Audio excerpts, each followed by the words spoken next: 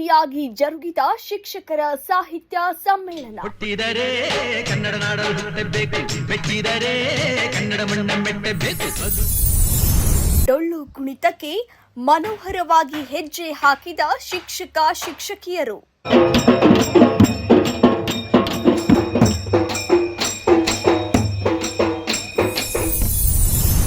ಶಿಕ್ಷಕರ ಸಾಹಿತ್ಯ ಅಕಾಡೆಮಿ ಸ್ಥಾಪನೆಗೆ ಒತ್ತಾಯಿಸಿದ ಸಮ್ಮೇಳನಾಧ್ಯಕ್ಷ ರಾಜೇಂದ್ರ ಜಳಕಿ.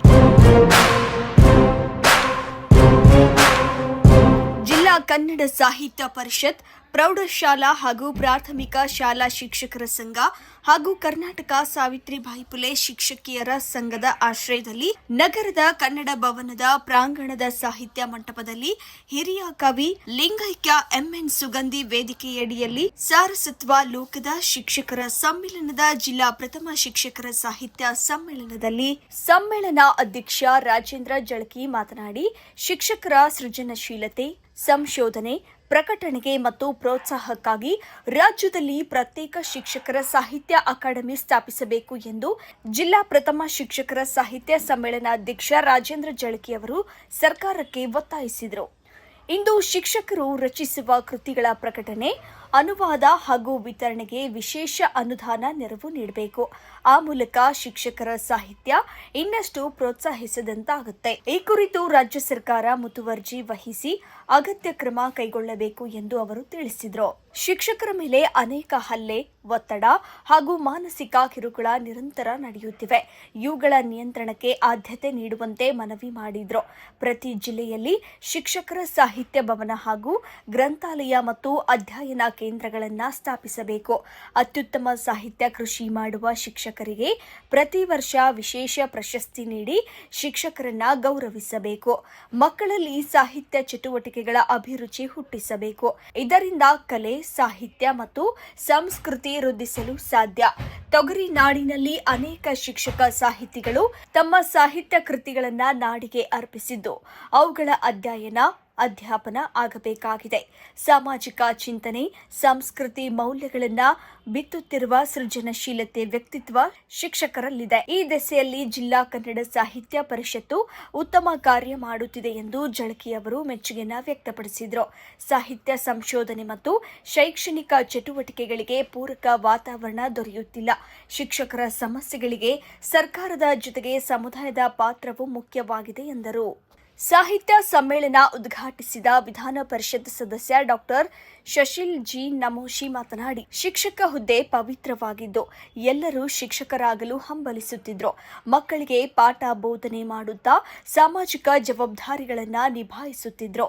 ಆದರೀಗ ಚುನಾವಣೆ ಕಾರ್ಯ, ಇಲಾಖೆ ಮೇಲಾಧಿಕಾರಿಗಳ ಆದೇಶ ಪಾಲನೆಯ ಒತ್ತಡ ಸೇರಿ ಆನ್ಲೈನ್ ಕಾರ್ಯಭಾರಗಳು ಇಂದು ಶಿಕ್ಷಕರು ಬಿಗಿ ಉಸಿರು ಹಿಡಿದು ಬದುಕುವಂತಾಗಿದೆ. ಇಂದು ಒತ್ತಡ ರಹಿತ ಜೀವನ ಶಿಕ್ಷಕರದ್ದಾಗಬೇಕು ಎಂದು ಹೇಳಿದರು. ಕಸಪ ಜಿಲ್ಲಾಧ್ಯಕ್ಷ ವಿಜಯಕುಮಾರ್ ಪಾಟೀಲ್ ತೆಗಲತಿಪ್ಪಿ ಮಾತನಾಡಿ, ರಾಷ್ಟ್ರ ನಿರ್ಮಾಣದಲ್ಲಿ ಶಿಕ್ಷಕರ ಪಾತ್ರ ಪ್ರಮುಖವಾಗಿದೆ. ಅಭಿವೃದ್ಧಿ ಪಥದಲ್ಲಿ ಶಿಕ್ಷಕರ ಕಾರ್ಯಕ್ಷಮತೆ ತುಂಬಾ ಪರಿಣಾಮಕಾರಿಯಾಗಿದೆ. ಮಕ್ಕಳಿಗೆ ಶಿಕ್ಷಣದ ಜೊತೆಗೆ ಮಾನವೀಯ ಮೌಲ್ಯಗಳನ್ನು ಬಿತ್ತಿ ಸುಸಂಸ್ಕೃತ ಸಮಾಜ ಕಟ್ಟುತ್ತಾರೆ. ಸಮನ್ವಯತೆ ಕೊಂಡಿಯಾಗಿ, ಭಾವ ಬೆಸುಗೆಗಳ ಸೇತುವೆಯಾಗಿ ಶಿಕ್ಷಕರು ಕಾರ್ಯನಿರ್ವಹಿಸುತ್ತಾರೆ. ಪ್ರತಿಭಾವಂತ ಶಿಕ್ಷಕರಿಂದಲೇ ಮಕ್ಕಳ ಶೈಕ್ಷಣಿಕ ಪ್ರಗತಿ ಸಾಧ್ಯ. ಅವರಲ್ಲಿನ ಕಲೆ, ಸಾಹಿತ್ಯ, ಸಂಗೀತ ಕಲೆಗಳ ವಿದ್ವತ್ತು ಇಂದು ಭವಿಷ್ಯ ರೂಪಿಸಬಲ್ಲರು. ಅನೇಕ ಶಿಕ್ಷಕರು ಸಾಹಿತ್ಯ ಸಂಗೀತಗಾರರು ಕೂಡ ಆಗಿದ್ದಾರೆ. ಶಿಕ್ಷಕರು ಕನ್ನಡದ ಕಾವಲುಗಾರರಾಗಿ ಕಾರ್ಯನಿರ್ವಹಿಸುತ್ತಿದ್ದಾರೆ ಎಂದು ಮಾರ್ಮಿಕವಾಗಿ ಹೇಳಿದರು. ಶಿಕ್ಷಕ ಸಾಹಿತಿಗಳಾದ ಡಾಕ್ಟರ್ ಪ್ರಮೀಳಾ ಪಾಟೀಲ್ ಬಿಬ್ಬಳ್ಳಿ, ಬಸವರಾಜ ಐನೊಳ್ಳಿ, ಮಂಗಲಾ ಕಪರೆ, ಪ್ರಭು ಪುಲಾರಿ ಕರ್ಜಗಿ, ಲೀಲಾವತಿ ಕುಲಕರ್ಣಿ, ಅಂಬಾರಾಯ ಮಡ್ಡೆ, ಗಿರಿಮಲ್ಲಪ್ಪ ವಳಸಂಗ, ಆರ್.ಎಚ್. ಪಾಟೀಲ್, ಸಂತೋಷ್ ಹೂಗಾರ್ ಅವರನ್ನ ಗುರು ಗೌರವ ಪುರಸ್ಕಾರ ನೀಡಿ ಸತ್ಕರಿಸಲಾಯಿತು. ಸಮಾರೋಪ ನುಡಿಗಳನ್ನಾಡಿದ ಸಂಶೋಧಕ ಸಾಹಿತಿ ಮುಡುಬಿ ಗುಂಡೇರಾವ, ಜಿಲ್ಲಾ ಕನ್ನಡ ಸಾಹಿತ್ಯ ಪರಿಷತ್ತು ಆಯೋಜಿಸಿದ ಪ್ರಥಮ ಶಿಕ್ಷಕರ ಸಾಹಿತ್ಯ ಸಮ್ಮೇಳನ ಇಡೀ ನಾಡಿಗೆ ಮಾದರಿಯಾಗಿದೆ. ಈ ನೆಲದ ಮಣ್ಣು ಮೆಟ್ಟಿದವರಿಗೆ ಕನ್ನಡಮ್ಮನ ದರ್ಶನ ದೊರೆಯುತ್ತದೆ. ಅಂತ ಶಕ್ತಿ ಈ ನಾಡಿನ ನೆಲಕ್ಕಿದೆ. ನಾವೆಲ್ಲ ನಾಡು ನುಡಿಯ ಸೇವಕರಾಗಬೇಕು. ಆಗ ನಮಗೆ ಭಾವ ಬೆಳಕು ಮೂಡುತ್ತದೆ. ಇಂತಹ ಸಮ್ಮೇಳನಗಳನ್ನು ಮಾಡುವ ಮೂಲಕ ಇಲ್ಲಿಯ ಕಲೆ, ಸಾಹಿತ್ಯ ಮತ್ತು ಸಂಸ್ಕೃತಿಗಳನ್ನು ಉಳಿಸಿ ಬೆಳೆಸಬೇಕಾಗುತ್ತೆ ಎಂದರು.